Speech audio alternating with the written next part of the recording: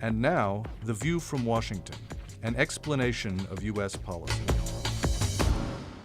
Iran has been called the world's worst jailer of journalists, with more than 90 journalists and bloggers behind bars.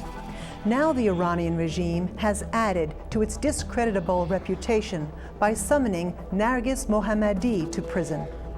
Ms. Mohammadi is a journalist and spokesperson for Nobel Peace Laureate Shireen Ebadi's now banned Center for Human Rights Defenders.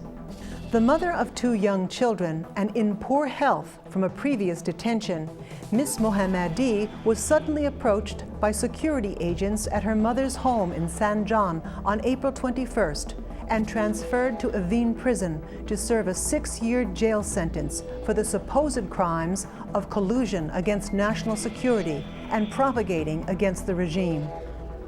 At a press briefing, U.S. Undersecretary of State for Public Diplomacy Tara Sonnenschein stressed the critical role of journalists and press freedom for healthy communities. I believe media freedom is oxygen. It's the moral equivalent of oxygen. It is how a society breathes, and it is a key pillar of building civil societies.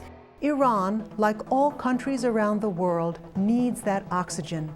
And Iranian journalists and civil society activists like Narges Mohammadi are paying a terrible price for their efforts to administer it. The United States condemns the 6-year sentence handed down to Ms. Mohammadi by the Iranian regime and calls on Iranian authorities to release her immediately. That was The View from Washington, an explanation of U.S. policy.